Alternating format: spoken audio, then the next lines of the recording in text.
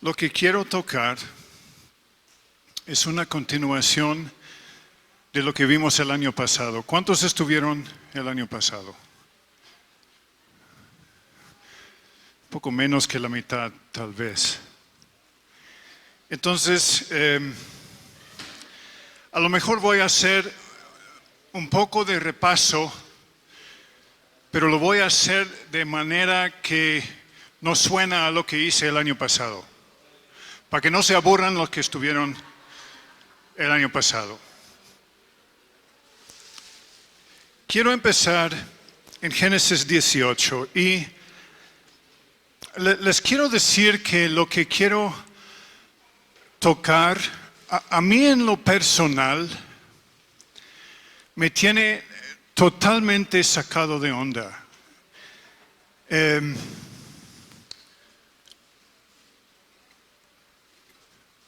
Yo entregué mi vida al Señor en el 1965.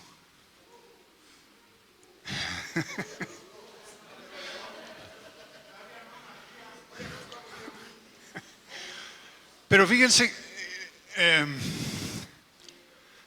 y ahí tengo la Biblia que me regaló mi abuelo de Alemania, y la Biblia es en alemán.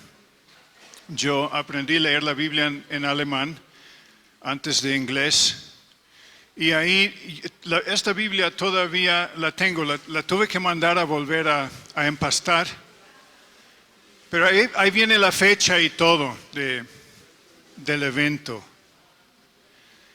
Y lo digo porque realmente me quedo asustado, porque esto ya son muchos años, ¿cuántos?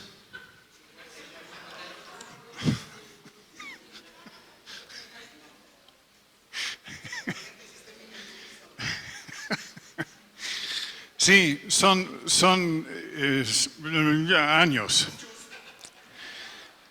Y lo digo tal vez para mi propia vergüenza, porque a veces veo cosas y digo, ¿cómo es que me tardé tanto en aprender algunas de estas bases?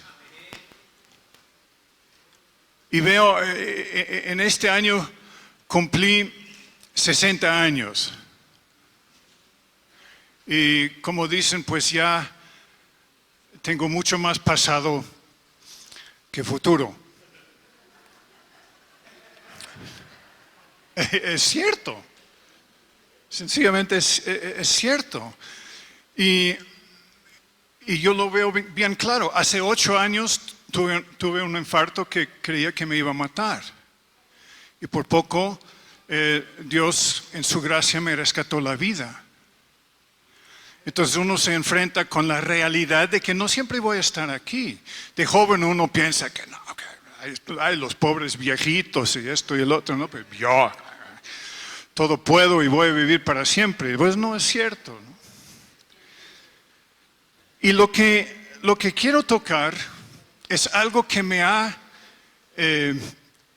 abierto de manera distinta toda la palabra de Dios, o sea, en su contexto.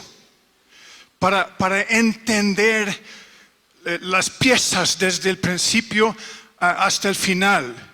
Claro que hay muchos más temas que se podría desarrollar de esta misma manera, pero empecé a entender todo el cuadro, y esto viene incluso a través de los años que uno se dedica a la lectura de toda la Biblia.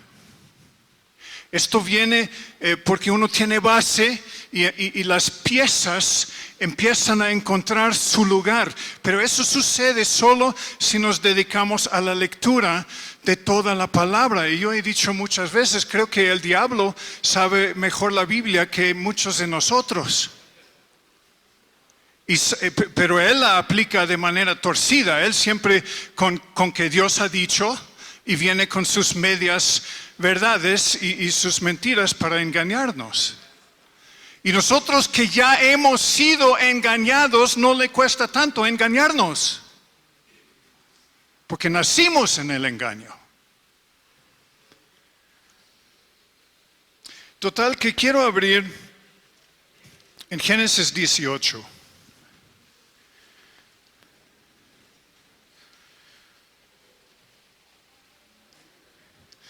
Y 27. ¿Quién es Abraham para nosotros? ¿Qué título los hombres le han dado? Padre de la fe. O sea, para nosotros en la Biblia es uno de los personajes de mayor importancia del Antiguo Testamento. Se hace referencia a este Abraham muchas veces en el Nuevo Testamento. El padre de la fe, el gran Abraham. ¿Pero qué dice Abraham de sí mismo?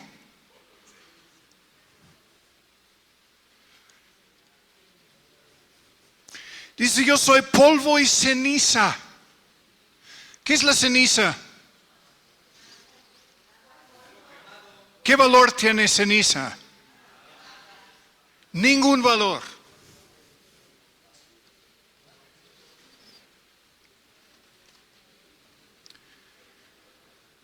Ceniza en el Antiguo Testamento representa lo despreciable, sin valor, o cuando mucho, algo insignificante. No tiene ninguna importancia porque ya no sirve para nada.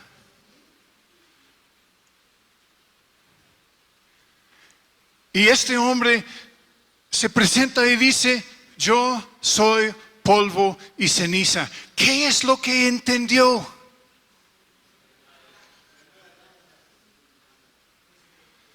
Algo entendió.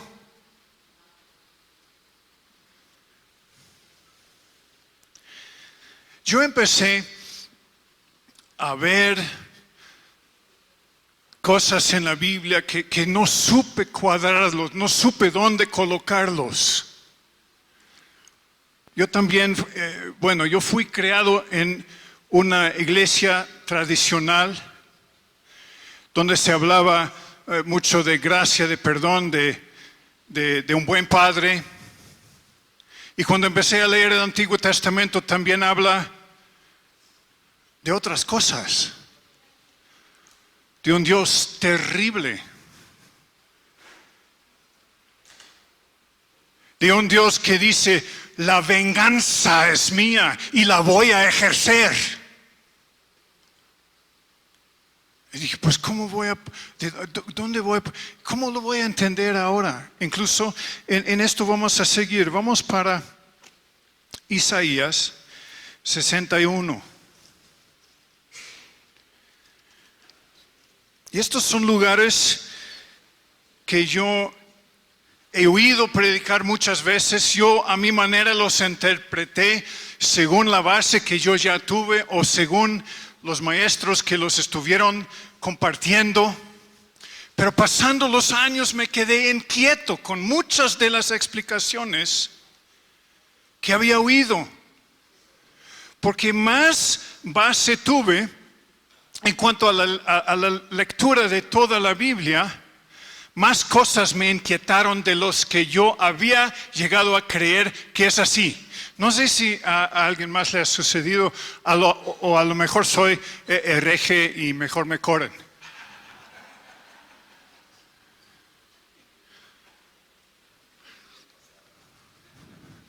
Pues todavía no termino, a ver.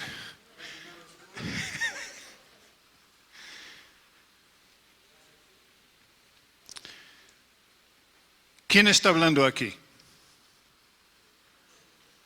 Isaías 61:1.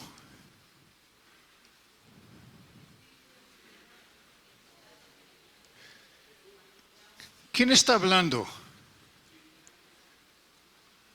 Pues ¿quién puede tomar estas palabras en su boca? ¿Hay uno solo? Thank you. El Espíritu del Señor Dios está sobre mí, porque me ha ungido el Señor, me ha separado, ha puesto su mano sobre mí para algo extraordinario, para algo especial. y ahí empieza, para traer buenas nuevas a los afligidos. Qué bueno. A mí me hacen falta buenas nuevas en mi aflicción. ¿Quién no vive un poco de aflicción? Si empezamos a contar nuestras aflicciones, todos las tenemos de alguna manera, unos más, otros no tanto, y otros lo que les espera todavía, ay. Me ha enviado para vendar a los quebrantados de corazón. Y ahora viene lo que se aplica para los que trabajan cárceles. Para proclamar libertad a los cautivos y liberación a los prisioneros. ¿Está hablando de cárceles?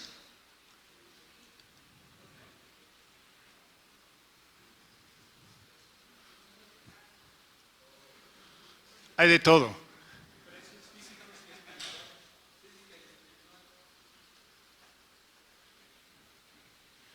¿Quién es el cautivo?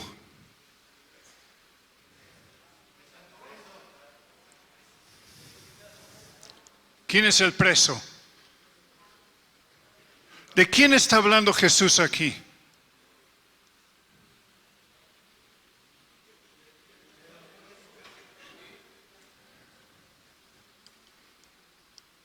Está hablando de Bernie.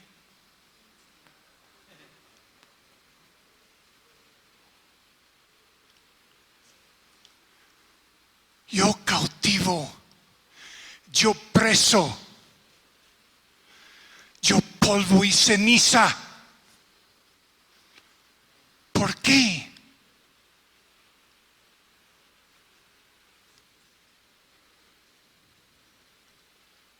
Para proclamar el año favorable del Señor, el día de venganza.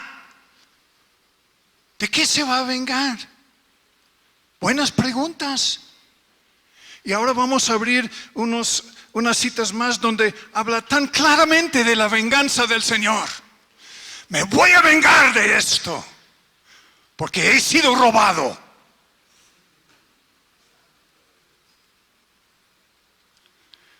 ¿De qué está hablando aquí?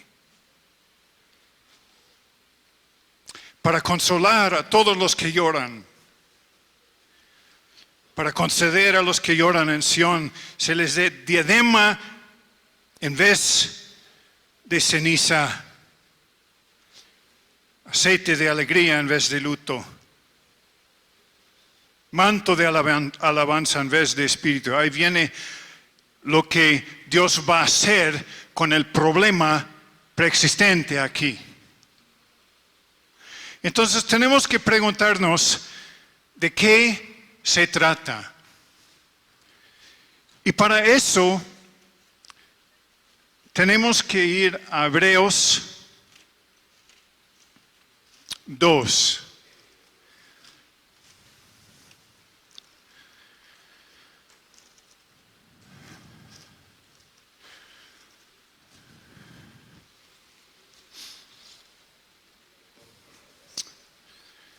Y este verso lo toqué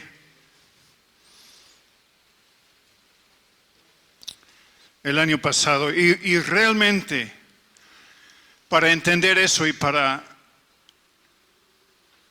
hacerlo correctamente tendríamos que leer todo lo que rodea, o sea, tenemos que ver las cosas en su contexto. Demasiadas veces sacamos cosas de contexto. Está hablando aquí del plan de salvación y al final llega al 14 y dice, así que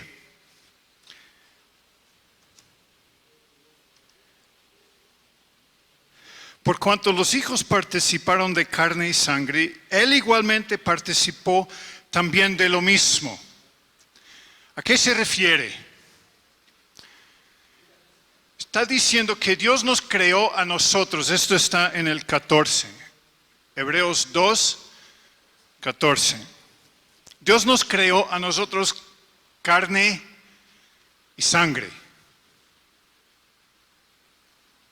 Y para lograr Isaías 61, Jesús también tuvo que hacerse carne y sangre. Él igualmente participar también de lo mismo, para anular mediante la muerte el poder de aquel que tenía, ¿qué dice en la 60? El imperio de la muerte. En otras traducciones más nuevas dice el poder de la muerte. Pero ya tiene como 2 años, yo leí eso en la 60 o más antigua Reina Valera, y dice imperio de la muerte, y algo dentro de mí, algo muy profundamente dentro de mí, empezó a temblar.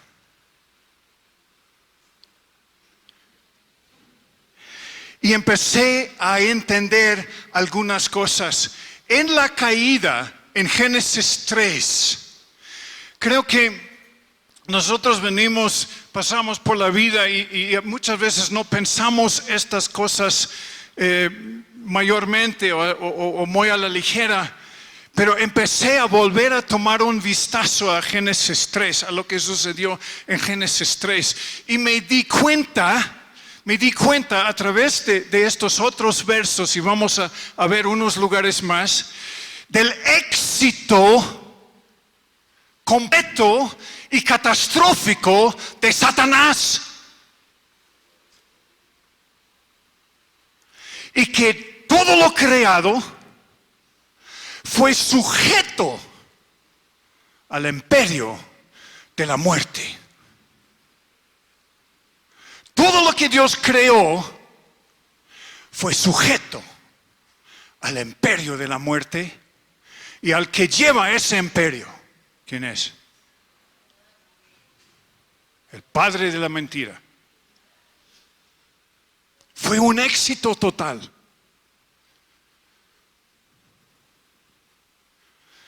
Y entonces tenemos que pensar un poco, ¿cómo eran las cosas antes de la caída?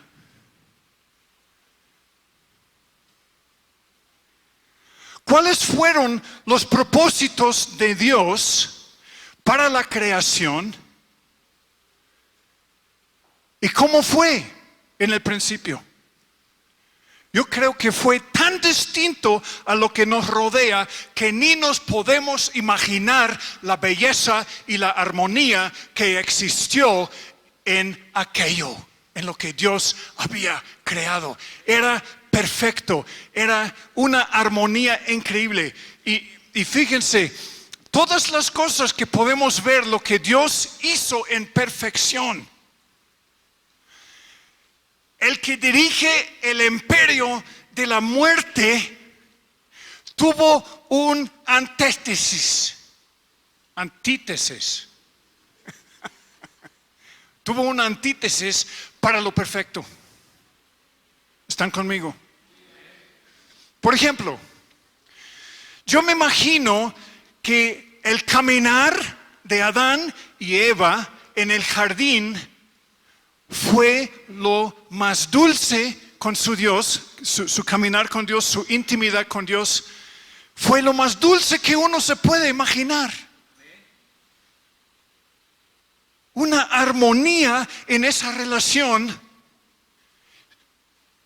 increíble, ni nos podemos imaginar. Nosotros incluso en estos tiempos estamos hablando de cómo establecer esta intimidad con Dios. Es porque fue rota, fue perdida.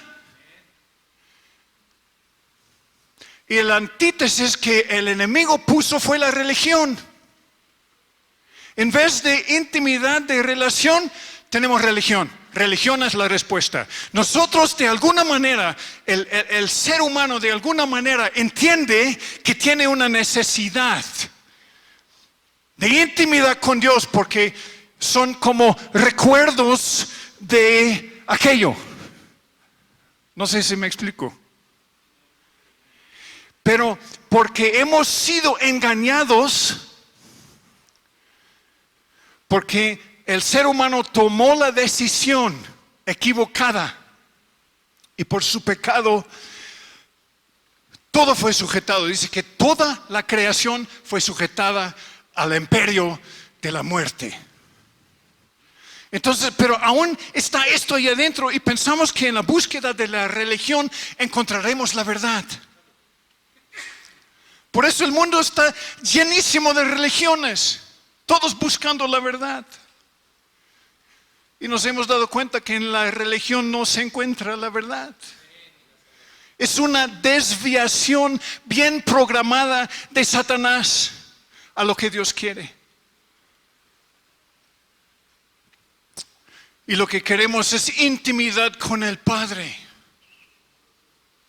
¿Ok? Otra cosa que yo me imagino.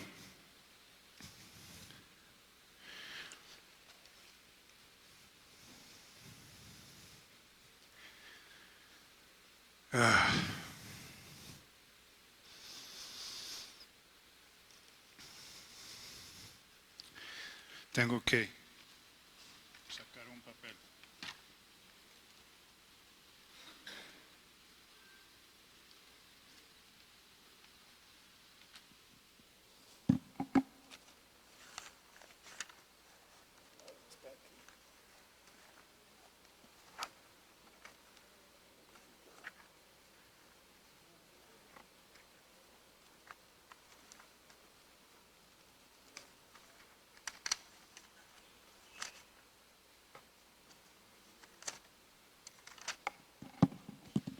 Se escondió. Hasta el papel me tiene miedo.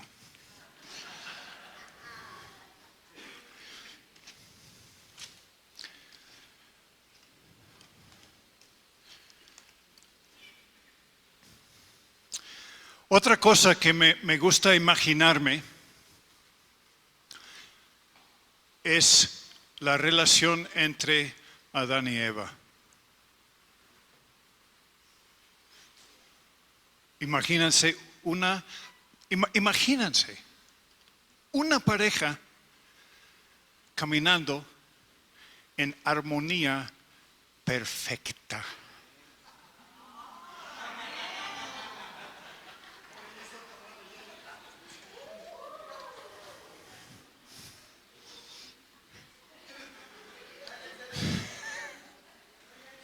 No, piénsalo un momento. Dios creó la pareja en una armonía perfecta. Creó a la mujer entendiendo bien su papel. Creó al hombre entendiendo bien su papel. No se pelearon por los papeles uno del otro. Una intimidad perfecta. Una relación sexual, porque Dios nos creó seres sexuales en perfección, sin perversiones, sin desviaciones. Imagínense.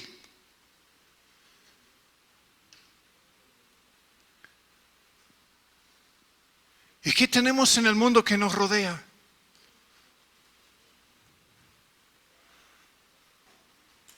¿Cuántas parejas conoces que realmente caminan en armonía? Dejando un ejemplo. Fíjense que cuando Dios creó todo aquello, Dios dijo, el colmo de mi creación aquí en este planeta, el colmo de mi creación es el hombre y la mujer caminando en armonía, demostrando en la tierra la gloria y el carácter de Dios. Este es el colmo de mi creación. Míralos. Y Satanás los miró y dijo, entonces ahí es en donde se tiene que meter el problema. Porque destruyendo esto, provocando problemas en esto, una victoria para mí. ¿Lo logró hacer? Porque dicen sí. ¿Tienes problemas con tu esposa?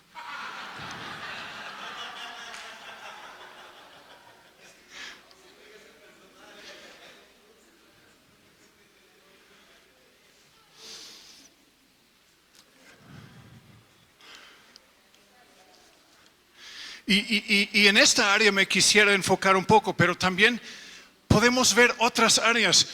Por ejemplo, ¿qué es la verdad? El ser humano tiene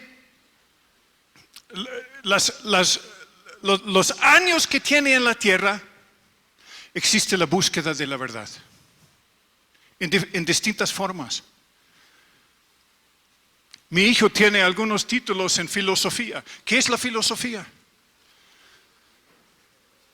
La búsqueda de la verdad. La búsqueda de la verdad. ¿Qué es la religión en sí? Pues es la búsqueda de la verdad. El hombre busca la verdad. El problema es que al haber sido sujetos al imperio de la muerte, nosotros cambiamos un ser veraz a un ser engañado y lleno de engaño. Por eso Dios dijo en Jeremías: maldito el hombre que confía en el hombre.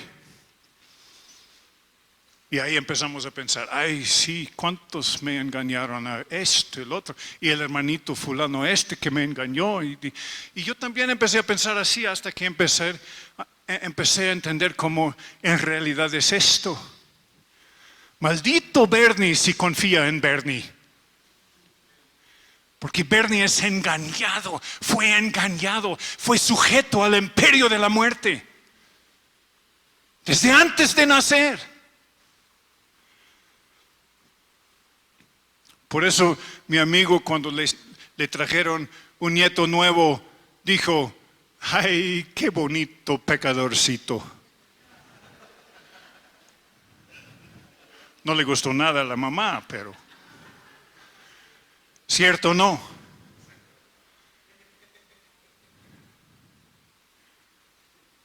El engaño está en mí.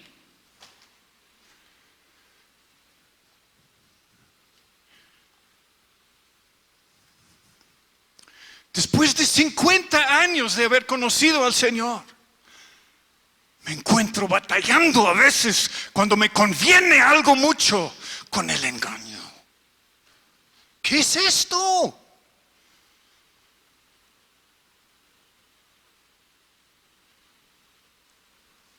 O la ira, o lo que tú quieres.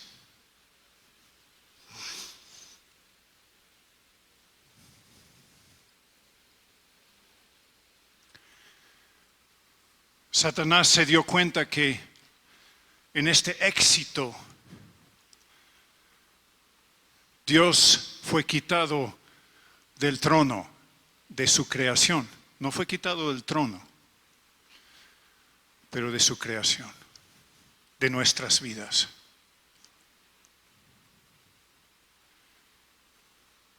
¿Y quién tomó el trono? ¿Quién tomó el trono?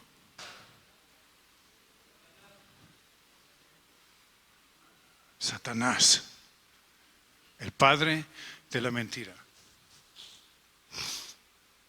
A nosotros nos engañó hacernos pensar que ahora yo tengo el trono. Tú puedes ser como Dios, le dijo a Eva. Tú puedes ser como Dios, tú puedes ser el Dios de tu propia vida. ¿Somos Dios de nuestra propia vida? Queremos pensar que sí lo somos.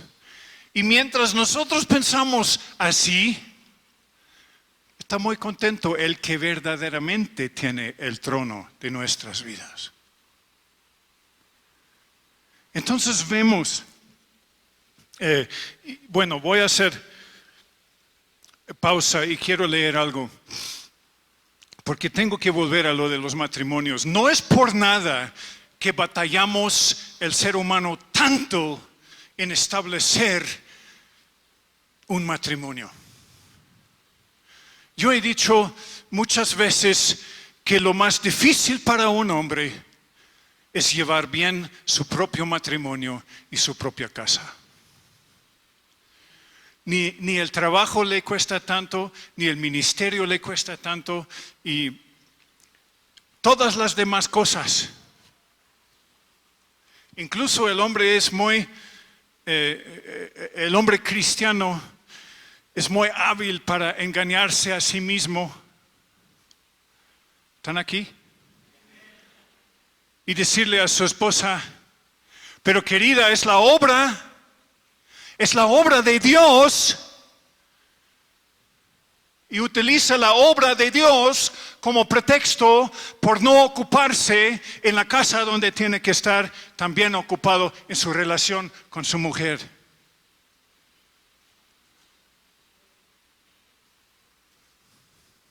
En España estuve compartiendo un día en un centro muy numeroso, con todos los líderes, con sus esposas, y les dije, ¿cuántos se han dado cuenta? Y todos ellos pasaron también por ahí, ex-drogadictos, se casaron, y normalmente cuando se casan pues ya pueden llevar una casa de 30, 40 chicos o chicas.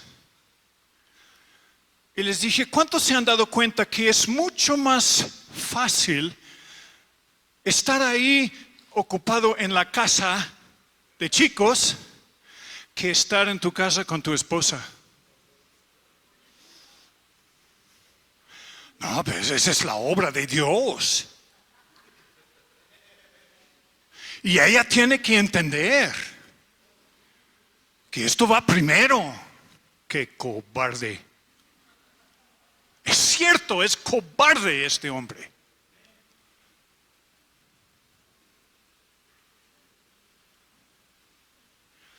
Y no es por nada que Pablo dijo, el que no sabe llevar bien su propia casa, que no toque las cosas de la obra de Dios.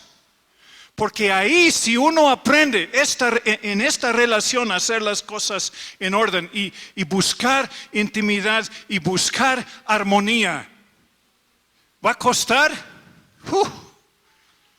Claro que nos va a costar, es porque hemos sido todos engañados en cuanto cómo tiene que ser. No sabemos. Lo que sabemos es engaño.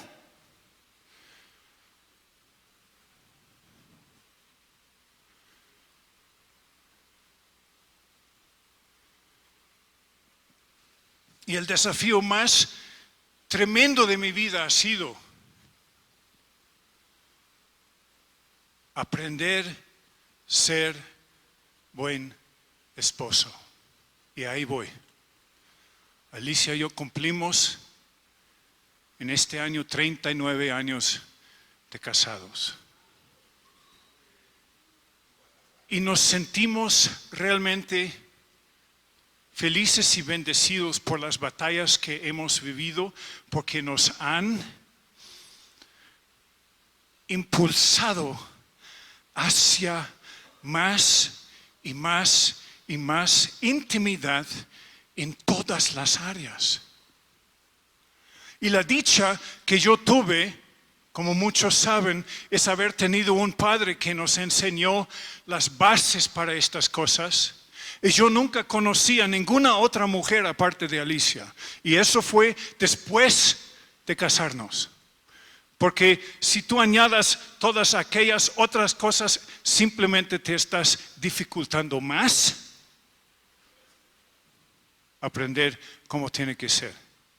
Esto no es por ningún mérito mío, es por pura gracia de Dios y por el Padre que me había dado. Pero doy gracias a Dios por esta gracia en mi vida. Y uno llega ya a las edades que están un poco más avanzadas y empieza a pensar, pues, ¿cuáles son las cosas en la vida que realmente cuentan, que tienen realmente algún valor para mí? Y la primera cosa para mí es mi relación con Alicia, y lo cuido con todo lo que tengo y no permito que ahí nada se mete.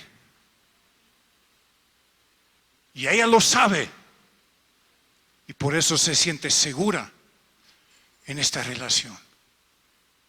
Y es dulce esto.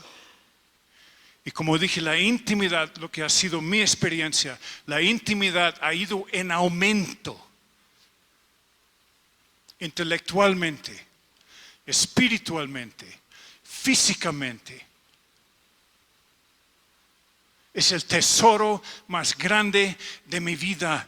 Y yo creo que correctamente, después de mi caminar con Dios, es mi caminar con Alicia. Y casi es tan relacionado que no los puedo separar.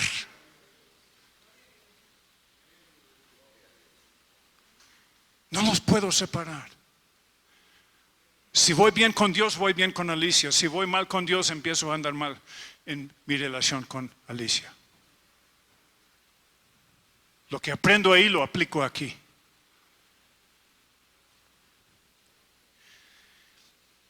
Y hay uno que ha escrito sobre las primeras causas. Y los que han estudiado un poco, no sé si así se dice en español. Beto, tú sabes, first causes es un término filosófico que dice que tiene que haber una primera causa en todo. Y el filósofo que empezó con esto fue Aristóteles. Okay. Él empezó con esta idea.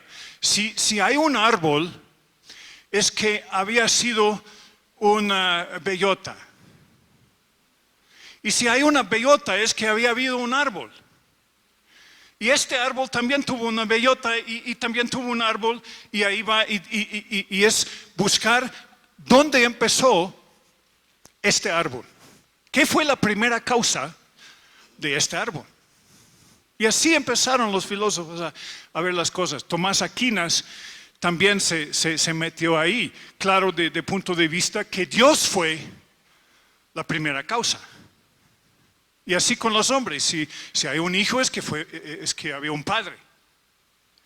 Y si hay un padre es que también fue hijo. Y padre, hijo, o sea, y ahí vas buscando hasta dónde empezó todo ese rollo. Y se llaman las primeras causas. Total que en las cuestiones religiosas hubo los que realmente esta filosofía funciona solamente para los que creen en Dios, porque van y se topan con un Dios. Esa es la única explicación. ¿Cómo más nos vamos a explicar eso? Entonces los filósofos que se dedicaron a esto, incluso teólogos, pues llegaron a esto y se toparon con un Dios. Ahí está. Sí. Y para mí, así funciona también esto del matrimonio. Y uno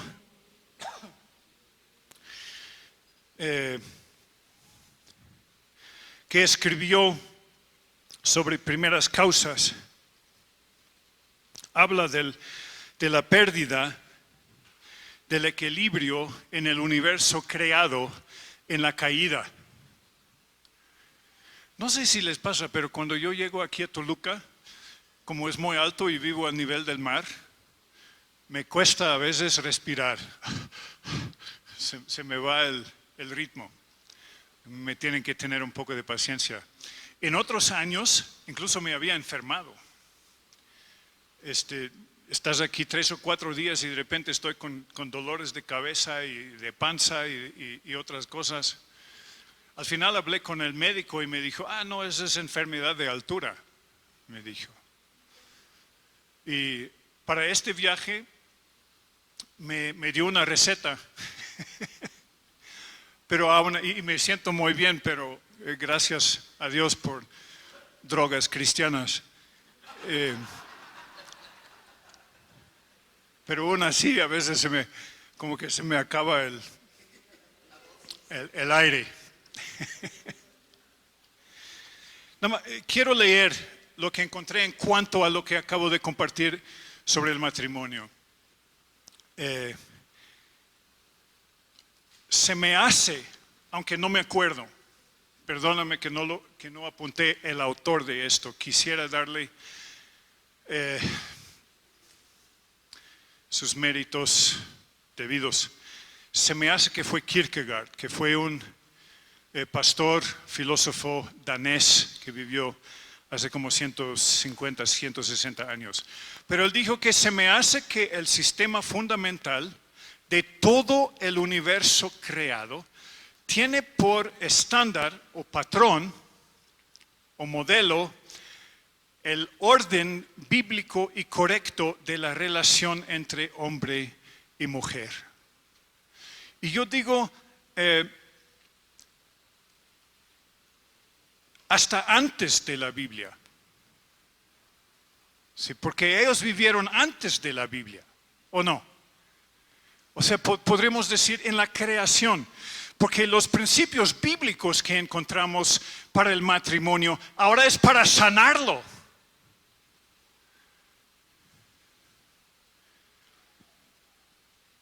La relación correcta entre hombre y mujer. ¿Qué pasó en esta caída que se nos dificulta tanto?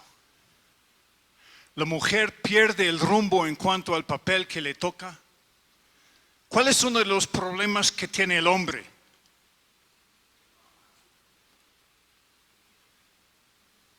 A raíz de la caída. Pues ahí veo que se levantan las cejas, pero nadie quiere decir. La perversión sexual. El hombre fue creado de manera distinta que la mujer. Mas sin embargo, en la creación original, la cosa fue para satisfacción completa para ambos, ¿o no? Por diseño de Dios. Pero por ese lado se perdió algunas cosas, por ese lado se perdió otras, y el hombre anda buscando cómo poner eso y su problema es cuidar sus ojos, cuidar sus deseos, cuidar sus impulsos. ¿Sí?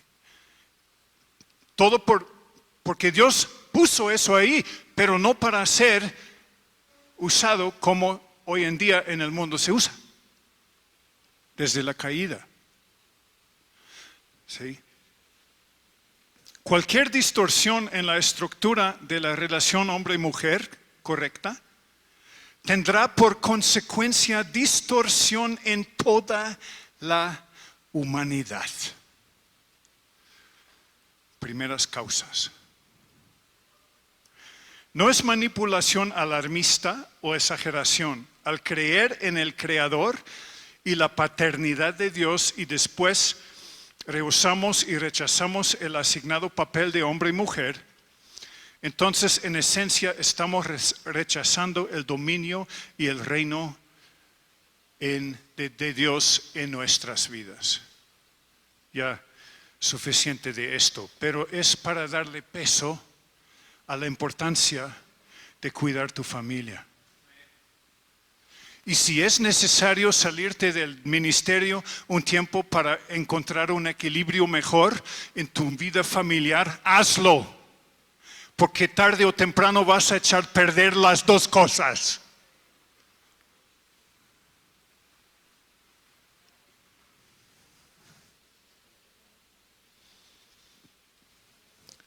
Bueno.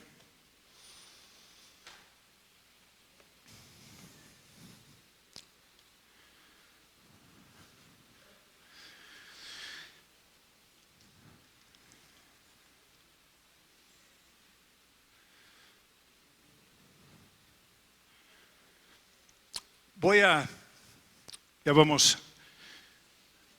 terminando. Vamos a volver a Isaías y tocar unos versos más y esto nos va a preparar para la próxima que me va a tocar.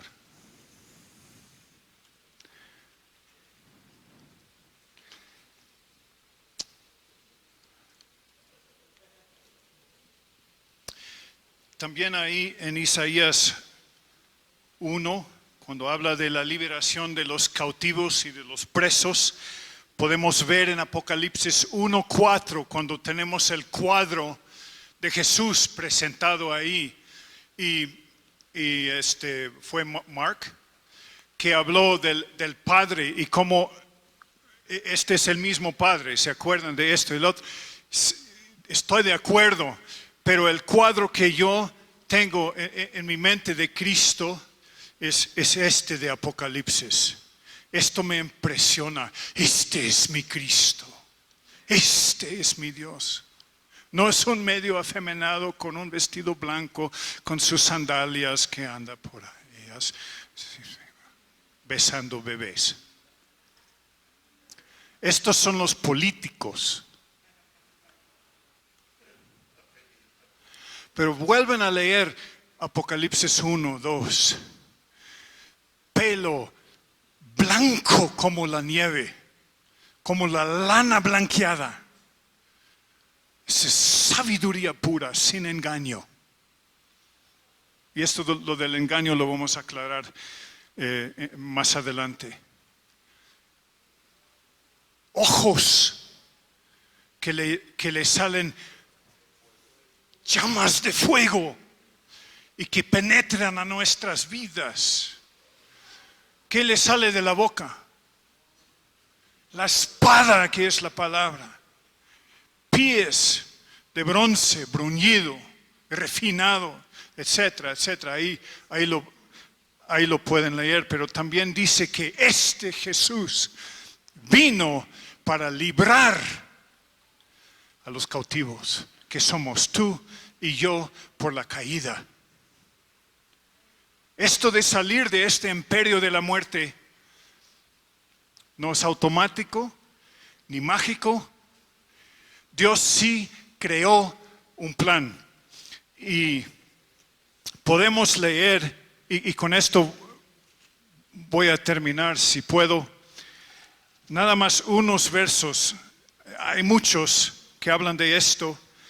Isaías 34:8.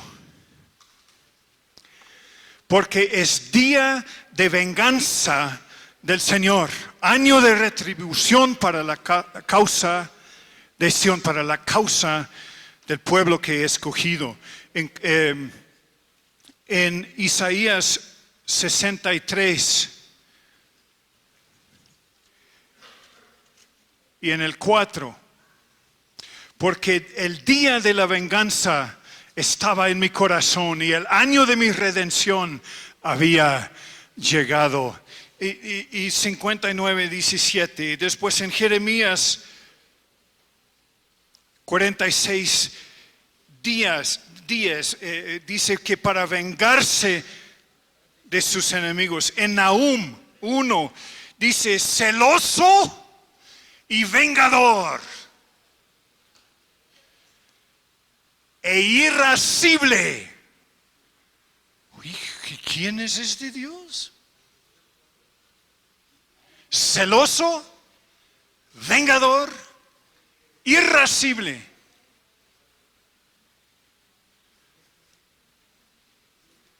En Romanos, Nuevo Testamento, la venganza es mía. Y en Hebreos 10:30, la venganza es mía. ¿De qué se trata esta venganza?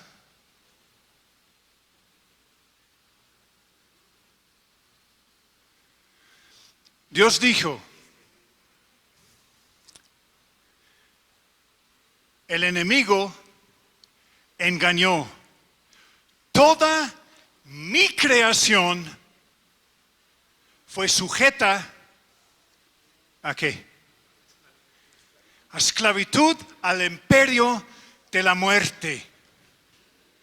Y desde el momento que sucedió, que si no es antes, Dios ya desarrolló un plan para rescatar lo suyo. Esto es lo que significa redimir. Yo fui redimido, no por mí mismo, ni porque tuve ningún valor, sino porque Dios se iba a vengar del quien había robado. Pero había que hacerlo correctamente. Entonces Dios echa a andar el plan. Y ahí vemos que todo el plan, todo el Antiguo Testamento, todos los acontecimientos del Antiguo Testamento, paso por paso por paso, y solo los que se han dedicado a la lectura para entender algo de contexto, entenderán lo que sucedió ahí con Moisés, el pueblo de Israel. Después los reyes. Habíamos hecho en otros tiempos un estudio sobre Melquisedec. El plan de Dios fue tener un reino de sacerdotes. Todo esto no empezó con Pedro y en Apocalipsis. Esto empezó con los jueces y con Melquisedec. Esto también es un tema textual que tú puedes seguir por toda la Biblia. Los reyes echaron a perder mucho. Y después el cautiverio. Y Dios dijo, pero no puede terminar aquí. Esdras, Nehemías, se tiene que reconstruir esto, porque desde aquí vendrá el vengador, el Cristo. Y los manda a reconstruir Jerusalén. Todos son pasos del plan de la venganza de Dios para redimir lo que el enemigo se había llevado. Termina en Zacarías, dice, tráeme a Josadac, el sumo sacerdote, y a Sofonías, que fue el gobernante que reinaba con la corona, y dice, toma la corona y ponla sobre de Josadac. Esto es el reino de sacerdotes, y dice que este va a ser el que viene, y después viene Cristo, el rey sacerdote. Y pasa Cristo por sus enseñanzas, desarrollando el plan de su Padre para rescatar a todos los que quieren del imperio de la muerte.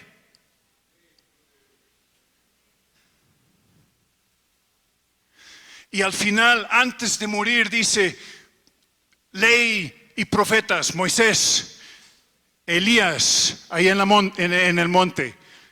Esto ya cumplió. Después, todas las cosas que sucedieron ahí antes de morir, maldijo la higuera. Esta cultura había sido un representante, pero no es.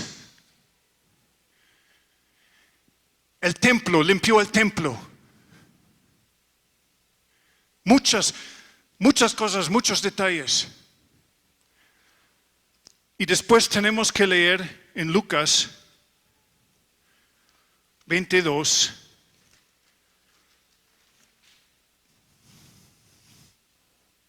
Y ya termino.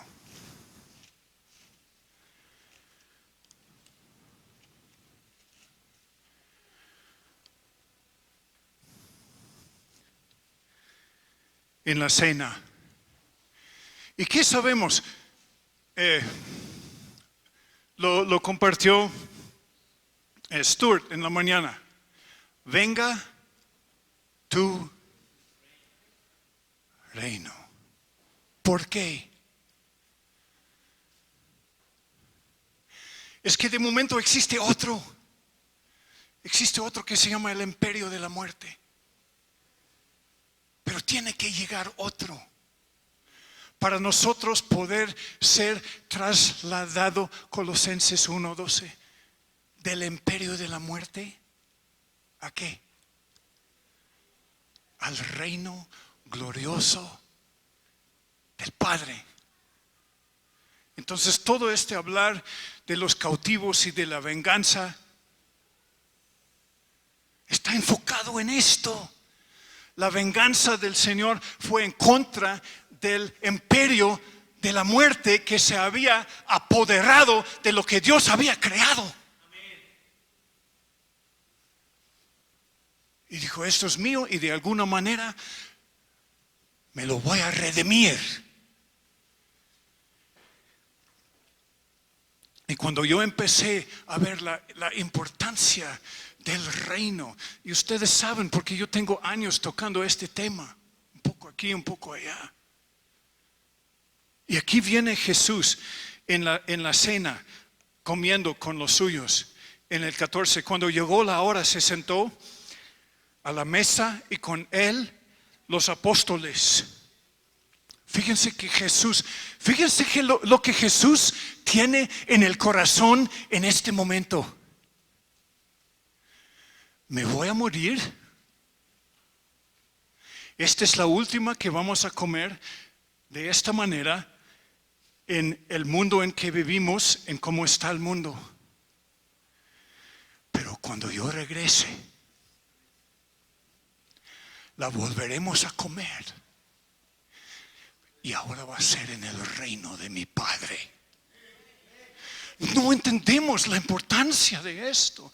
Jesús dice, intensamente he deseado comer esta Pascua con vosotros antes de padecer. Intensamente, siéntelo. Toda la historia hasta acá fue para este momento, para librarnos del imperio de la muerte.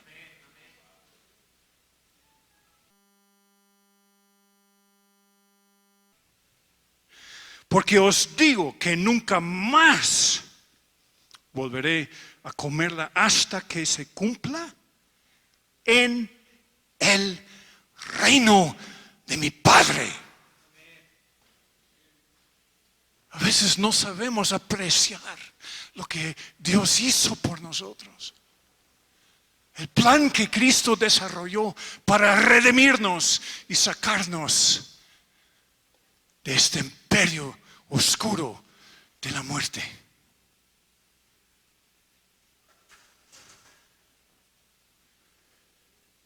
Y viene la resurrección y aún así los apóstoles todavía no les entra muy bien, pues fue mucho.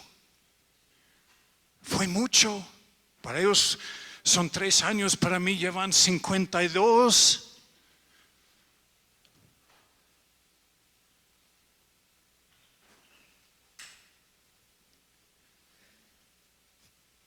Y a continuación en Pedro entonces dice, ahora otra vez tengo un reino de sacerdotes. Esto fue mi plan original. En Romanos 8, toda la creación gime a uno esperando que estos hombres entiendan esto y se empiezan a manifestar como seguidores de Cristo que viven en el reino de Dios.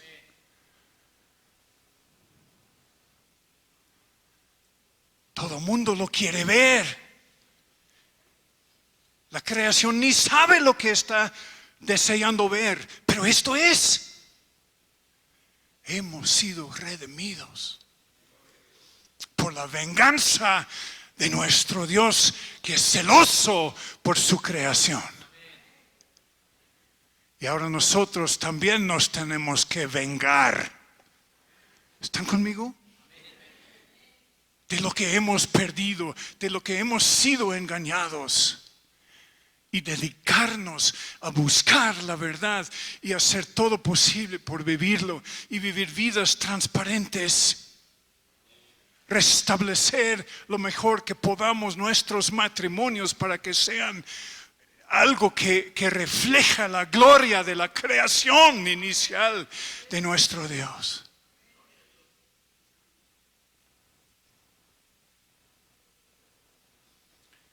Intensamente he deseado esto, porque en la próxima va a ser en el reino de Dios.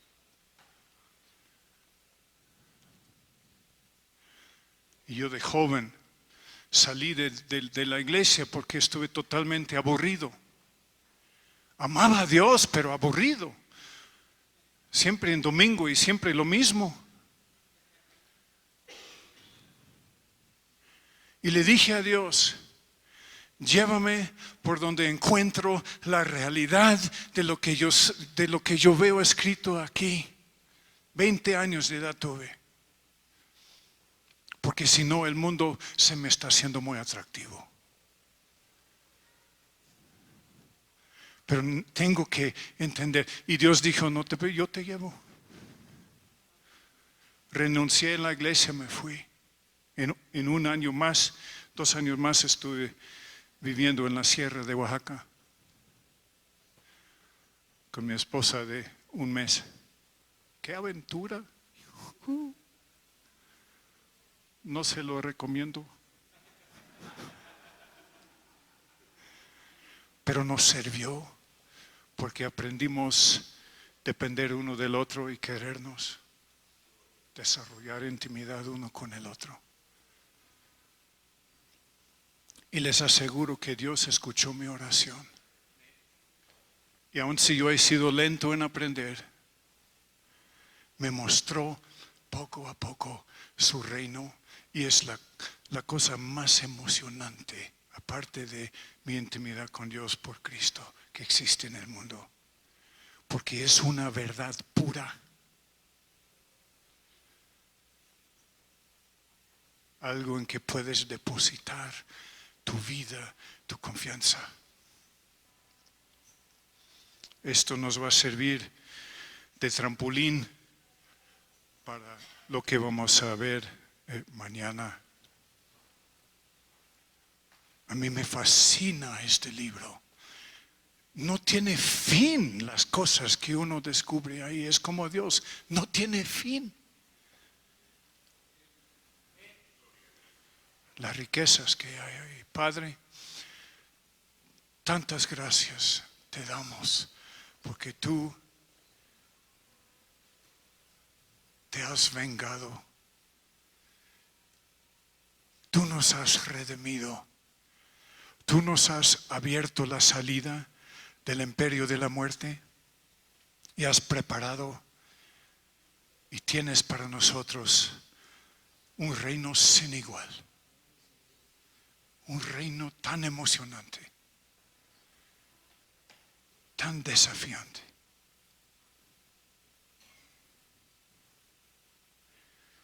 Te agradecemos estos momentos y pedimos que tu Espíritu se encarga de hacer la obra en el corazón, Señor.